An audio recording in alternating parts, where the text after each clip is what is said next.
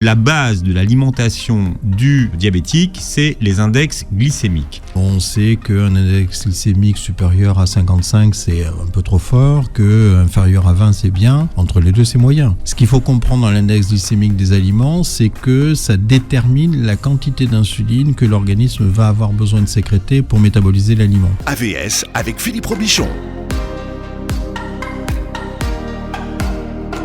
AVS pour à votre santé, bonjour, bienvenue, bon appétit si vous êtes à table. Et comme nous le disons régulièrement dans cette émission, la santé est dans l'assiette. Mon invité s'appelle Pierre Nice, bonjour et bienvenue. Bonjour. Le docteur, j'allais dire, il s'appelle le docteur Pierre Nice. Non, Pierre Nice. Il est monsieur avant d'être docteur. Mais vous êtes docteur et c'est pour ça que vous êtes là ce matin. Vous êtes endocrinologue, nutritionniste, spécialiste du diabète et vous publiez « Je m'initie à l'alimentation anti-diabète » chez Le Duc. Vous avez vu, c'est une émission à grand budget. Hein. Vous avez vu, on a beaucoup de matériel. Et voilà. Vous avez raté quelque chose en antenne. Il y a même le clap, vous voyez, pour démarrer l'émission. Donc c'est important. Alors, l'alimentation des diabétiques, c'est un vrai sujet. Et la première question, c'est finalement, quand on est diabétique, est-ce qu'on ne doit pas manger de sucre ? Alors c'est un vrai sujet qui ne devrait pas en être un. En fait, l'alimentation du diabétique devrait être l'alimentation de tout un chacun. Le problème, c'est qu'il y a eu des dérives. Alors, je vais déjà me faire quelques amis poussés par l'industrie agroalimentaire qui nous ont concocté des produits dont nous n'avons pas particulièrement besoin. Le diabétique, bien entendu, peut manger du sucre, mais pas n'importe lequel, pas n'importe comment et pas à n'importe quel prix, je dirais. Dans votre livre, alors vous faites une vraie distinction entre les sucres et les glucides. C'est quoi déjà la différence pour ceux qui nous écoutent ? Pour ceux qui nous écoutent, il y a effectivement des différences, à savoir qu'autrefois, on classait les glucides en sucre lent, sucre rapide, pensant que les sucres complexes, genre amidon, étaient nécessairement des sucres lents et les autres étaient des sucres rapides puisque des sucres simples. En réalité, ça c'est tout à fait faux et on sait que quel que soit le type de sucre, la vitesse d'assimilation c'est à peu près la même, un quart d'heure, une demi-heure. Mais, et c'est là où je réponds à votre question, en fait, ce que l'on considère comme le sucre d'une façon générale, c'est le sucre ajouté à l'alimentation, le sucre ajouté malheureusement par l'industrie agroalimentaire, j'en reviens là, et vous trouverez par exemple dans certains produits, par exemple de charcuterie, du sucre qui a été ajouté comme exhausteur de goût. Donc, il ne faut pas se faire piéger, si vous voulez, par rapport à ça. La deuxième chose est donc là, c'est pas des glucides, c'est du sucre ajouté. Du sucre ajouté qui, la plupart du temps, est du saccharose, etc. Alors, la deuxième chose aussi qui nous piège un peu, c'est l'étiquetage de l'industrie agroalimentaire. Quand vous avez écrit sucre au singulier, ça correspond à du saccharose. Vous savez, sur les étiquettes, vous avez glucides dont sucre. Et le dont sucre, c'est effectivement du sucre simple. Donc, vitesse d'assimilation, on va dire rapide, surtout index glycémique élevé, c'est-à-dire nécessité d'une grande quantité d'insuline pour être métabolisé. Dont sucre, ça correspond au sucre simple et généralement au saccharose. Quand vous avez par exemple glucides dont sucre au pluriel, ce sont tous les sucres simples. Et c'est ça qui complexifie énormément. C'est une addition de sucres simples, c'est ça ? Oui. Donc saccharose et puis après fructose de maïs. Glucose, voilà. Et donc effectivement, c'est très compliqué de s'y retrouver. Généralement quand même, quand on regarde les étiquettes, si on voit glucides dont sucre, il faut quand même regarder ce qui se passe du côté dont sucre, qui est quand même la partie la plus ennuyeuse dans l'alimentation du produit considéré.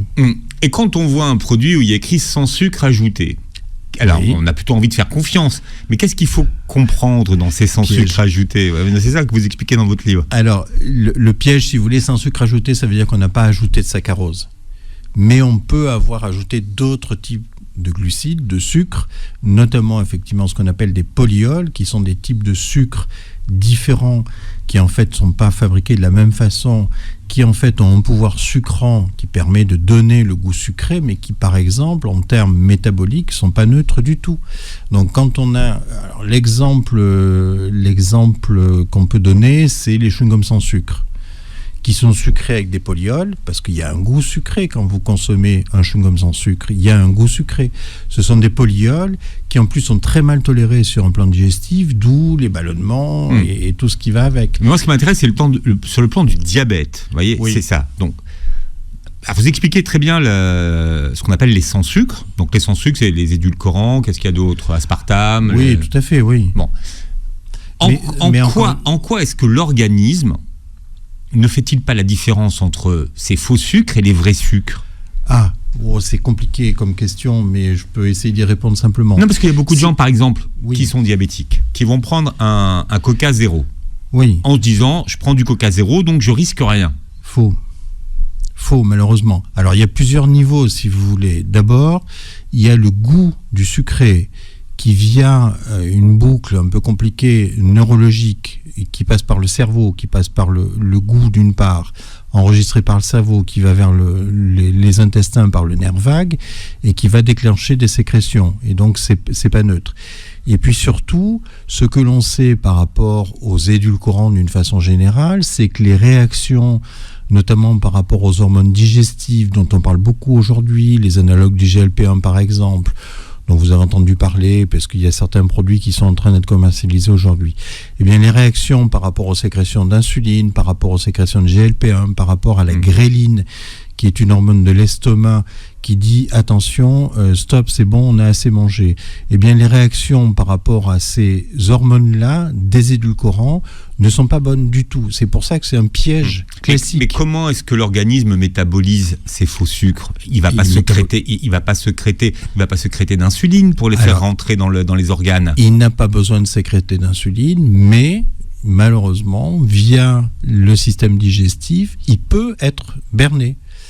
Et donc, il y a des expériences qui sont fabuleuses par rapport à ça, notamment des tentatives, si vous voulez, de fromage blanc battu, édulcoré ou non édulcoré, et les réactions de l'organisme parfois entraînent effectivement des malaises hypoglycémiques parce que l'organisme est leurré, pense qu'il y a des glucides et donc va sécréter de l'insuline, bien qu'il n'y en ait pas besoin pour métaboliser ces sucres. Et donc, du coup, il y a des malaises derrière.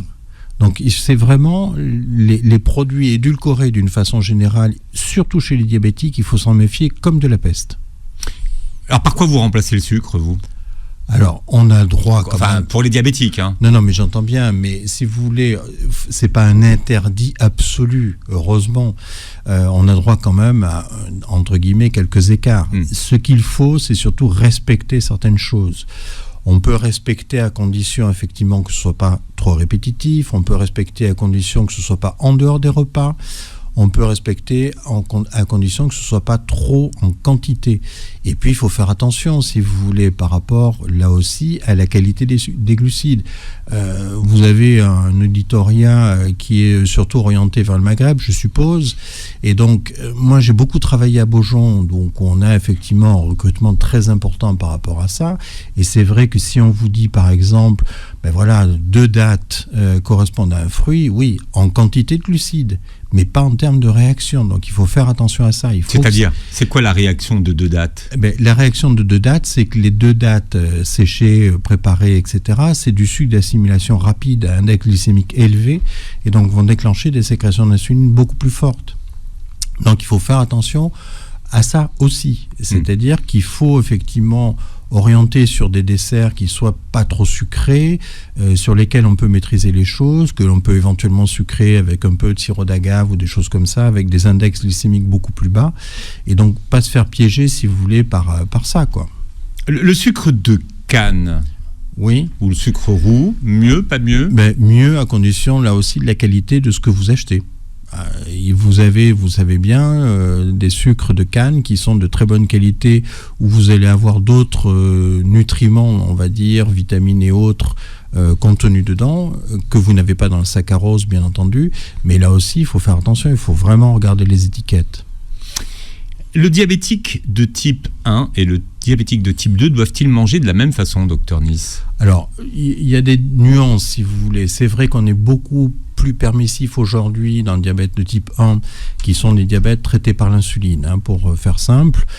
Ces diabètes-là, si vous voulez, généralement n'ont pas trop de problèmes de poids, et donc effectivement, à condition qu'ils modulent leur quantité d'insuline en fonction de leur rapport alimentaire, vous avez aujourd'hui des logiciels qui permettent de faire ce calcul-là. Et un diabétique de type 1 qui se connaît bien, sait ce qu'il mange et donc sait adapter son traitement insulinique. Donc de ce côté-là, il y a beaucoup moins de rétraction qu'il n'y en a eu à une époque. Diabète de type 2, c'est une autre maladie. C'est en fait non pas une diminution de la sécrétion d'insuline au départ, mais c'est une anomalie de l'activité de l'insuline, ce qu'on appelle une insulinorésistance. Insulinorésistance qui est majorée par l'inactivité physique. Alors c'est-à-dire, expliquez ce qui se passe dans le corps quand on ingère un aliment à ce moment-là. Alors, quand on ingère un aliment, si vous voulez, déjà on commence par le voir. Et déjà par rapport à une référence que l'on a d'apprentissage, on va dire, l'organisme sait ce qu'il va manger et donc commence à préparer la digestion avant que l'on commence à manger. Donc ça commence avec les yeux. C'est pour ça que c'est important d'avoir des plats bien préparés, etc. Après, vous allez avoir toutes les sécrétions digestives et les sécrétions hormonales, dont l'insuline. Et donc, chez un patient qui est diabétique de type 2, la sécrétion d'insuline se fait correctement, sauf qu'il y a une insulinorésistance, c'est-à-dire que l'activité de l'insuline sur le récepteur, notamment les récepteurs musculaires, ne se fait pas. Donc en fait, l'organisme est obligé de sécréter beaucoup plus d'insuline qu'il ne faudrait pour arriver à ce que le taux de sucre au niveau sanguin reste à un niveau correct. Donc c'est pour ça qu'il y a chez ces gens-là, c'est un peu compliqué, mais il y a une insulinorésistance compensée par un hyperinsulinisme. En clair, il y a moins de boulot et donc on met plus de gens pour travailler. C'est exactement ça. Sauf qu'à terme, ça fatigue le pancréas et à terme, effectivement, ça finit par épuiser le pancréas. Et donc, chez ces gens-là, la diététique, elle est un peu différente. Mais c'est-à-dire pardon, on va revenir sur la diététique, mais le pancréas qui est épuisé ne sécrète plus d'insuline, c'est ça ?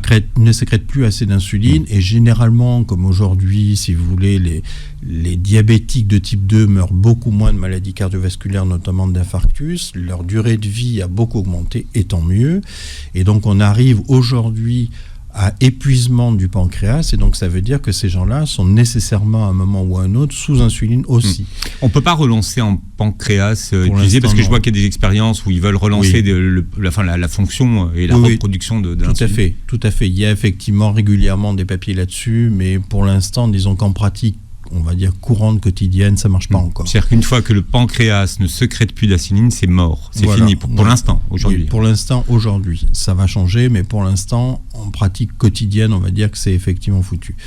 Et donc, pour revenir à la diététique chez les patients qui sont diabétiques de type 2, souvent, il y a une association avec des problèmes de poids. Ce sont des gens qui ont des problèmes de poids la plupart du temps. 80% des diabétiques de type 2 ont des problèmes de poids.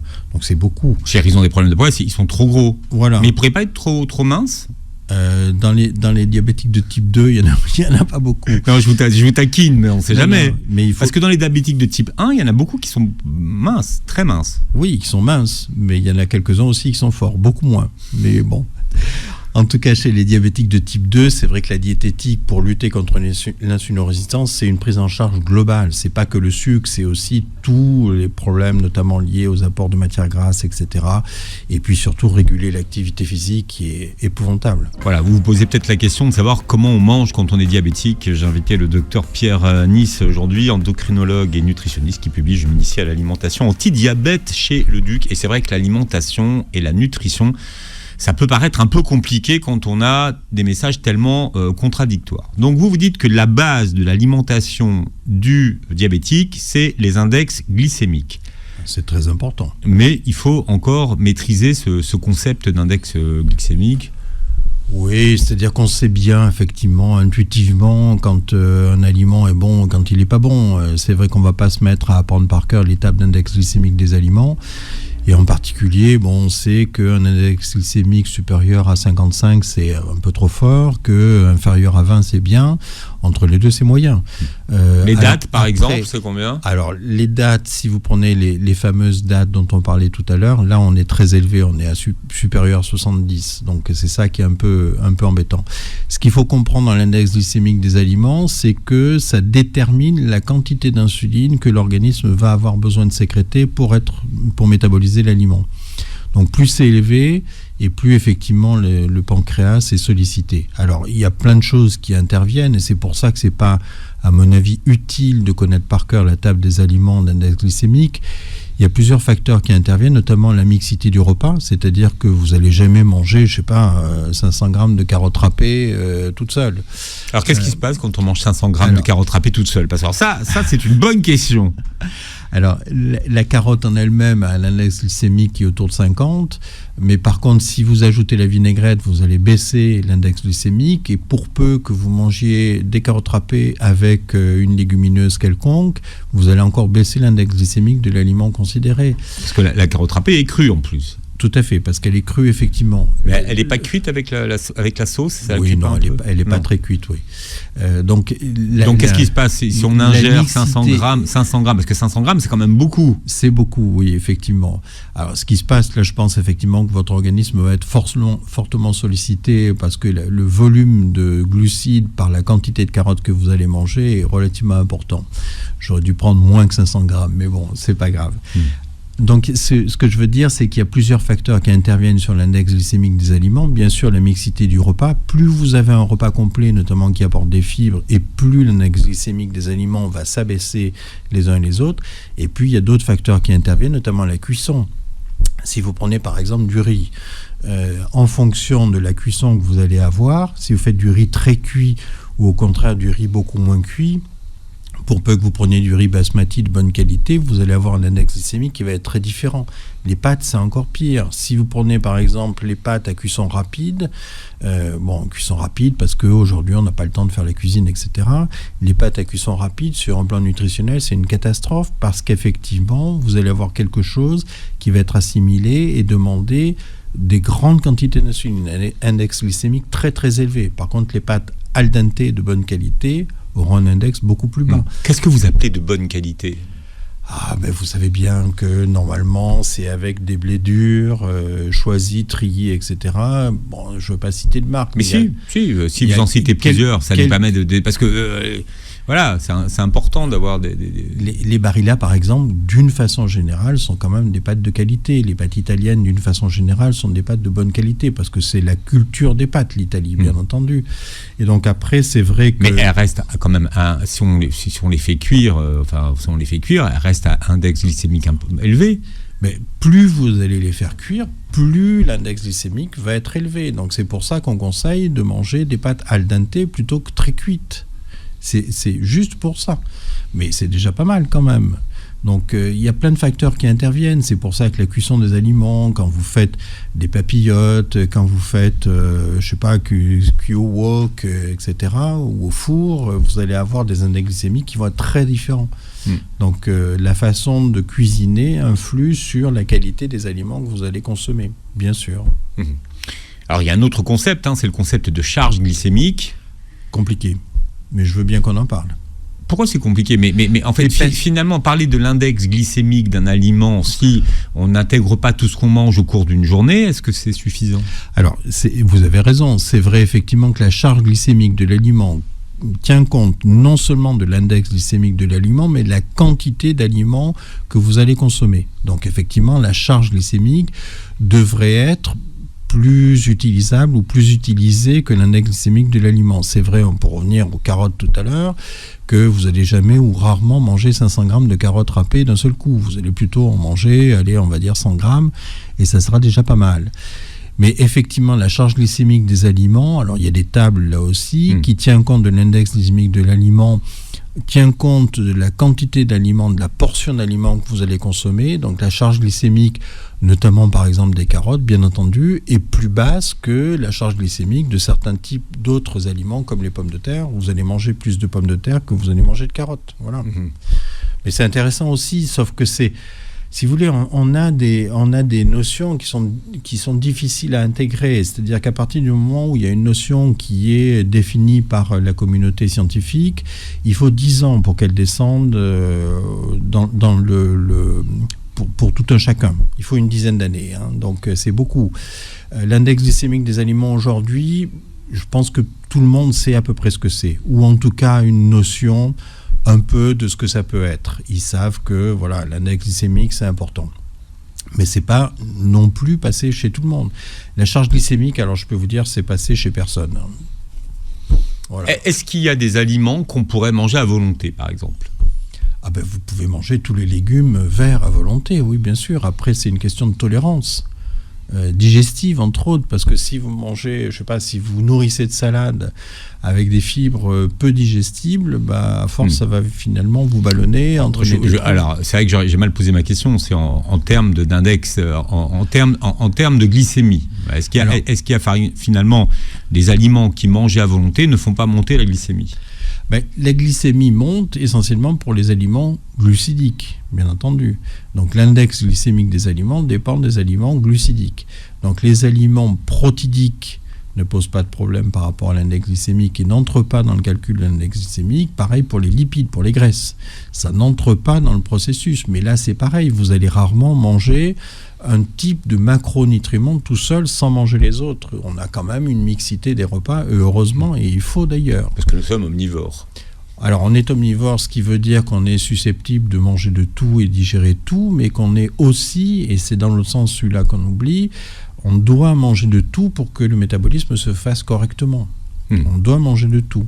Et en particulier des fibres qui sont, malheureusement, on devrait manger 35 grammes de fibres par jour à peu près, on en est très très loin. Mais personne ne sait. Alors vous voyez, vous me reprenez sur la charge glycémique, mais vous savez que personne ne sait ce que ça représente 35 grammes de fibres. Alors, à partir du moment où vous avez une ration de légumes verts suffisante midi et soir, vous aurez vos 35 grammes, il n'y a pas de problème. D'accord. Et pourquoi est-ce que c'est bon de manger des fibres ? Alors c'est bon de manger des fibres parce que ça forme une espèce de conglomérat dans l'estomac qui du coup, si vous voulez, va ralentir la vidange gastrique et du coup ralentir la vitesse d'assimilation des glucides et donc du coup permettre justement, malgré un index glycémique peut-être un peu élevé, ralentir l'index glycémique de l'aliment et moins solliciter le système digestif. Alors vous faites une pyramide de l'alimentation des diabétiques. On va expliquer un petit peu, c'est quoi la base en fait ? La base justement, c'est tout ce qui est légumes verts, ça c'est la première chose. Après, on peut ajouter la pyramide, les capes au-dessus. Est-ce que dans les légumes verts, par exemple, est-ce que les choux c'est dans les légumes verts par exemple ? Oui, bien sûr, oui. Ouais. Mais après, si vous voulez, on peut ajouter, parce que ça fait partie des aliments qui ont été un peu trop oubliés, tous les farineux féculents, légumes secs, etc., qui sont très intéressants sur un plan nutritionnel. Donc ça fait partie aussi, ça devrait faire partie de l'alimentation de base. Et puis après, on monte, et plus vous allez monter sur des produits ultra transformés proposés par l'industrie agroalimentaire, et plus vous allez être en haut de la pyramide sur des aliments qui sont pas souhaitables. Le pire, par exemple, qui me vient à l'esprit là, c'est les goûters que l'on donne aux enfants quand ils sortent de l'école, l'espèce de machin là, de pseudo-brioche avec des pépites de chocolat dedans. C'est une vraie catastrophe sur un plan nutritionnel. Voilà, vaut mieux leur donner un morceau de pain avec un morceau de chocolat. Quand on parlait des sucres tout à l'heure, on a oublié de parler du miel. Oui. Ami ou faux ami, le miel ? Alors, je parle du vrai miel, attention. Oui, mais voilà, c'est quoi le vrai miel ? Le vrai miel des abeilles, chez le producteur, sans ajout de glucose. Voilà, alors il faut... Le sirop de glucose. Voilà, il faut effectivement faire très attention là aussi à la qualité des produits que l'on consomme. Je ne citerai pas le nom du pays, mais il y a certains miels qui nous viennent d'un peu loin. De Chine ? Par exemple, et qui effectivement sont enrichis en sirop de glucose, ça il faut absolument l'éviter parce que c'est plus du miel.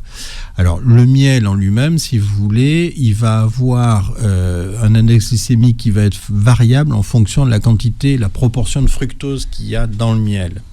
C'est-à-dire que plus il y a de fructose, alors le fructose c'est un sucre simple, mais qui est assimilé lentement. C'est pour ça que l'équation dont on parlait tout à l'heure est fausse. Sucre simple, assimilation rapide, sucre complexe, assimilation lente. Ça, c'est faux. Le fructose, c'est un sucre simple qui est assimilé lentement. Donc, plus votre proportion de fructose, et ça dépend de la qualité des miels, est importante, et plus la vitesse d'assimilation va être lente. Et donc, c'est intéressant, bien sûr, le miel. Mais là aussi, ça dépend des quantités. On en revient à la quantité. Oui. Le miel très utilisé en pâtisserie. Oui. Au Maghreb. Mais là, c'est aussi beaucoup de faux miel. Oui, mais là, ça dépend de ce qu'ils utilisent. Mais c'est vrai que les baklavas, les cornes de gazelle... Il n'y a pas de miel dans les pommes. Ah non, cornes de gazelle, il n'y en a pas. Baklava, il y a dans l'autre, la makrout aussi, où il y a beaucoup de miel. Donc ça, il faut faire attention. Là, c'est un problème de quantité. L'alimentation anti-diabète avec le docteur Pierre Nice ce matin. Je rappelle, docteur, que vous publiez « Je m'initie à l'alimentation anti-diabète » chez le Duc. Quel est l'objectif d'une alimentation anti-diabète ? Alors, l'alimentation anti-diabète, d'une part, c'est éviter ce qu'on appelle les pics glycémiques. C'est-à-dire les montées de sucre après le repas qui peuvent aller très très haut si on ne fait pas très attention. Donc ça, c'est quand même le point numéro 1. Parce que le pic de glycémie, il intervient combien de temps après le repas ? Alors, il intervient, si vous voulez, entre une demi-heure et 1h30 après le repas. À peu près, quoi. Donc ça, c'est le premier objectif. Le deuxième objectif de l'alimentation anti-diabète, dans ce contexte, on est plutôt dans le diabète de type 2 dont on parlait tout à l'heure, chez les gens qui souvent ont des problèmes de poids ou des rondeurs excessives, etc. C'est surtout d'arriver à maîtriser le poids et voire de perdre du poids. Donc voilà, c'est les deux objectifs principaux, on va dire. Et puis finalement, apprendre aussi à composer une assiette, alors on va dire, qui permette d'équilibrer la glycémie. Oui, mais je vais me faire quelques amis encore. Le problème, c'est qu'on a de moins en moins de temps pour cuisiner et qu'on est de plus en plus sollicité pour faire d'autres choses et que le temps de préparation des repas diminue comme peau de chagrin, que le temps du repas lui-même diminue comme peau de chagrin et qu'on est, on va dire, tenté d'utiliser des produits déjà préparés pour éviter d'avoir à passer trop de temps dans la cuisine, quoi. C'est le gros problème. Quand on parle d'alimentation anti-diabète, on parle souvent des sucres, mais rarement du sel.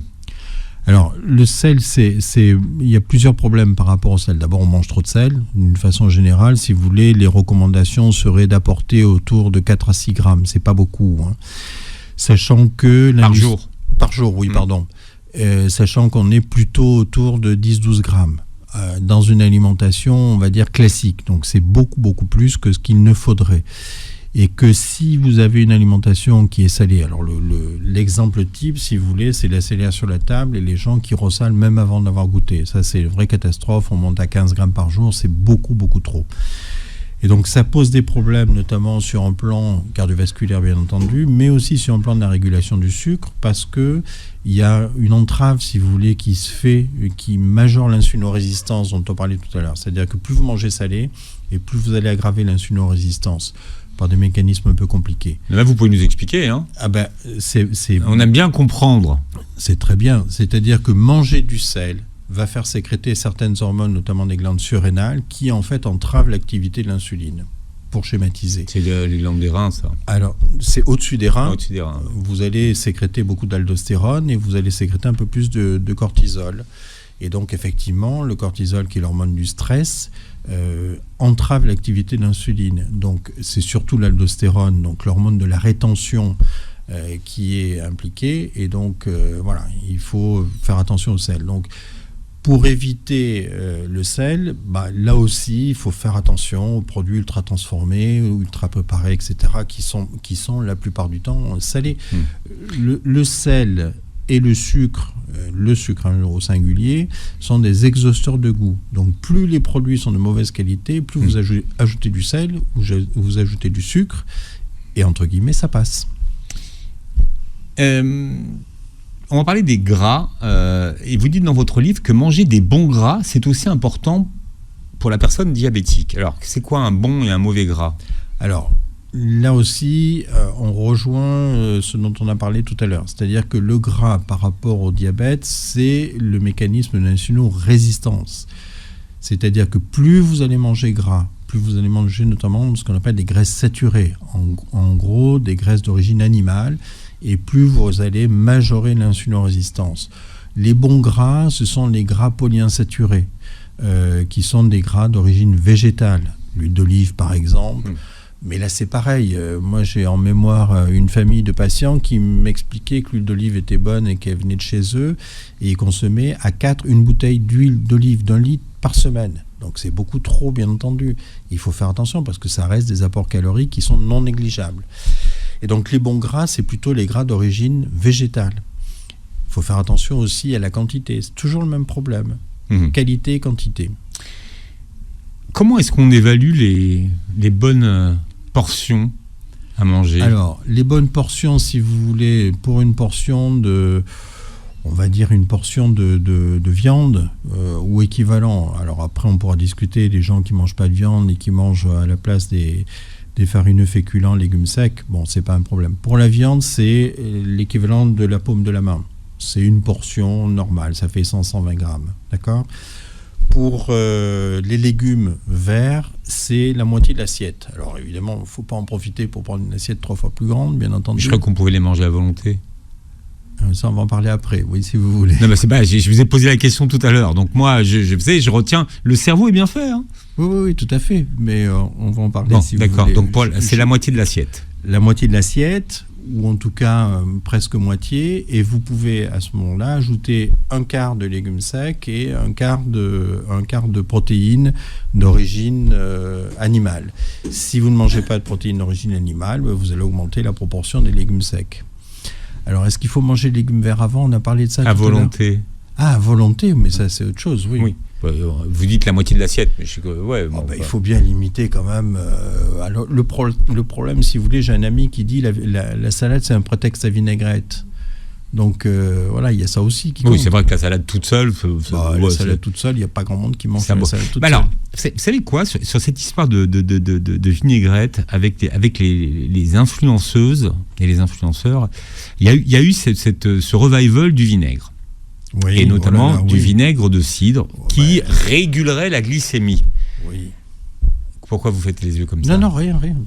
J'écoute. Non ? C'est pas vrai ? Non, c'est pas suffisant, bien entendu. Sinon, il faudrait prendre une cuillère de vinaigre de pomme 20 minutes avant les repas. Il faudrait en prendre au moins 3 par jour. Au moins 3 par jour, hein, d'accord ? Et là, qui poserait des problèmes de tolérance au niveau digestif d'une part, et puis d'autre part, en termes de régulation de la glycémie, c'est vrai qu'il y a une petite action, mais qui reste modeste. Et on le sait malheureusement, parce que sinon on soignerait tous les patients diabétiques juste avec du vinaigre. Vous comprenez ? De pomme. Ah, de cidre, oui, de surtout. Cidre, pardon, oui, tout à fait. Vinaigre de cidre, parce que l'autre est pas bon. Donc oui, pourquoi pas prendre un peu de vinaigre, mais il ne faut pas espérer, si vous voulez, que ça régule tout et de façon complète tout le temps. Alors, vous listez quand même les aliments amis, même si vous n'aimez pas en parler, mais vous en listez un certain nombre, et de ceux qu'on prend en boisson. Oui. Café, thé, pour les diabétiques. Oui. Oui. Mais sans sucre. D'accord. Mais il n'y a pas d'interdiction. Non. Les seules boissons, si vous voulez, dont on a vraiment besoin, ce sont effectivement, c'est la flotte. Bon, là, personne ne discute de ça. Après, si on veut des boissons un peu différentes, un peu plus agréables, etc., on peut préparer des boissons à base d'infusion, de n'importe quoi, peu importe, de verveine, etc., que l'on peut éventuellement édulcorer avec un peu de ceci, un peu de cela, mais en petite quantité. Après, ce dont il faut se méfier surtout, et là on en revient toujours à la même chose, c'est les boissons, entre guillemets, des industries agroalimentaires. C'est vrai que même le Coca Zéro dont vous parliez tout à l'heure, il faut s'en méfier comme de la peste. Et toutes les boissons zéro. Il n'y a pas que le Coca Zéro. Il n'y a pas que le Coca, bien sûr. Non, c'est toutes les boissons zéro. Et dans les boissons, le pire, c'est la bière sans alcool. Qui effectivement... Alors d'abord, qui n'est pas exactement tout à fait sans alcool. Alors d'une part, et puis qui d'autre... oui, la bière sans alcool n'est pas tout à fait sans alcool, puisque c'est de la bière désalcoolisée. Oui, tout à fait. Et d'autre part, qui est sucrée avec des glucides, qui ont un index glycémique catastrophique, et je peux vous assurer que pour un patient diabétique qui boit de la bière sans alcool, il s'en rend compte tout de suite sur les glycémies. Pourquoi c'est chargé C'est chargé en maltose, et en quantité phénoménale. Moi j'aime bien, parce que j'aime bien les listes. Alors je vais donner la liste des aliments dont vous parlez dans votre livre. Donc l'agar-agar, ça c'est pour tous ceux qui font de la pâtisserie. Oui, tout à fait. Là, bon. C'est un épaississant. Le problème c'est que c'est cher. Oui. C'est très cher l'agar-agar. Oui. Il se gratte un peu. On peut utiliser un peu de maïzena aussi en petite quantité. Il faut faire attention, mais ouais. Bon, l'ail, les aliments fermentés. Oui. La choucroute dont on parlait tout à l'heure. Vous me parliez des choux. Choucroute. Oui. Tout ce qu'on fait, tous les aliments aujourd'hui qu'on fait, fermenter. Tout ce qu'on met dans les bocaux, là. Oui, tout à fait. Les navets. Oui, c'est là aussi, oui. L'avocat. Alors l'avocat, parce qu'on dit toujours de l'avocat que c'est un bon gras. En fonction des nutritionnistes qu'on reçoit, ils disent que l'avocat c'est trop gras, et d'autres qui disent que c'est un gras parfait. Alors c'est un bon gras puisque c'est un monoinsaturé, mais là aussi c'est un problème de quantité. On rejoint. Alors combien on a droit? Par exemple sur une journée, on peut manger un avocat complet ou... Oui, sur la journée, oui, mais à condition de ne pas en manger un tous les jours. Un tous les jours me paraît beaucoup. Voilà, parce qu'en termes d'apport calorique, ça finit par faire beaucoup. Bon, avoine, brocoli. Oui. Alors là, le brocoli, il est dans tous les régimes. Lui, il a la cote partout. Oui, comme tous les crucifères, oui. Comme tous les crucifères, parce qu'effectivement, ce sont tous les choux, quoi. Enfin. Oui, tout à fait, oui. Mais ça fait partie des aliments, si vous voulez, qui sont riches en fibres, sont faciles à préparer et sont corrects au plan nutritionnel, oui, bien sûr. Bon, les céréales complètes, qu'est-ce que vous appelez les céréales complètes? Le blé complet, le riz complet, les choses comme ça, oui, c'est intéressant. Vous avez parlé tout à l'heure du riz basmati. Bon, oui. Alors le riz basmati, quel est son intérêt au riz basmati? Alors l'intérêt du riz basmati, c'est que son index glycémique, c'est probablement lié à la spécificité, à l'espèce, je ne sais pas quoi, comment on peut dire. L'index glycémique est relativement bas par rapport aux autres riz. Autour de 50, hein. Oui. À peu près, oui. Quelle que soit la cuisson? Non, justement, à condition de ne pas les faire cuire. Voilà. J'en ai pas parlé tout à l'heure, j'ai parlé des pâtes à cuisson rapide, mais si vous prenez du riz à cuisson rapide, c'est pareil, c'est pas bon du tout, quoi. Même s'il est complet, donc ça sert à rien. Oui, sauf que vous ne trouverez pas du riz. Non, vous savez, dans les espèces de sachets là, chauffés au micro-ondes. Oui, mais vous ne trouverez pas de riz. Enfin, à ma connaissance, vous ne trouverez pas de riz complet à cuisson rapide. Hein, j'en connais pas, moi. La plupart du temps, c'est du riz blanc, tout simple et tout bête, et qui n'est probablement pas de variété basmati. Alors, la cannelle, donc le citron, le clou de girofle, curcuma, alors là pareil. Oui, on trouve partout, c'est un antioxydant qui est de bonne qualité. Le citron rejoint la problématique du vinaigre dont on a parlé tout à l'heure. La cannelle, elle a une action qui favorise l'insulinosensibilité, donc elle augmente la sensibilité à l'insuline, avec une action qui est un peu prolongée dans le temps. Donc à la limite, on peut saupoudrer un peu de cannelle sur certains desserts, etc. C'est pas inintéressant, oui. Et puis les légumes secs, alors vous dites que le roi, c'est le haricot rouge. Oui. C'est pas un peu sucré, le haricot rouge? C'est un peu sucré, oui, mais avec un index qui est relativement bas, là aussi. Et le problème, à mon sens, le problème des légumes secs, celui qui pose le plus de problèmes, c'est effectivement la problématique de tolérance digestive. On ouvre une autre porte. Ça fait flatuler. Oui, on ouvre la porte des FODMAP, et là, c'est un peu une question de tolérance individuelle. Mais là, on parle de diabète. Oui. Mais sur l'index glycémique, c'est très bien. Tous les légumes secs, d'une façon générale, avec notamment par exemple pour les lentilles, un index glycémique qui est à 35, donc qui est relativement bas. Et la lentille, l'intérêt que l'on peut avoir, c'est de la faire pré-germer avant de la cuire. Et donc ça permet d'améliorer la tolérance digestive. Voilà. La suite est dans votre livre, Dr Pierre Nice, je m'initie à l'alimentation anti-diabète chez Le Duc. Vous réécouterez l'émission en podcast sur beurrefm.net et sur les plateformes qui reprennent l'émission. Et vous verrez cette vidéo sur la chaîne YouTube. Merci d'avoir été avec nous. C'est moi qui vous remercie. Avec beaucoup de plaisir, et passez une très belle journée santé sur Beurre FM.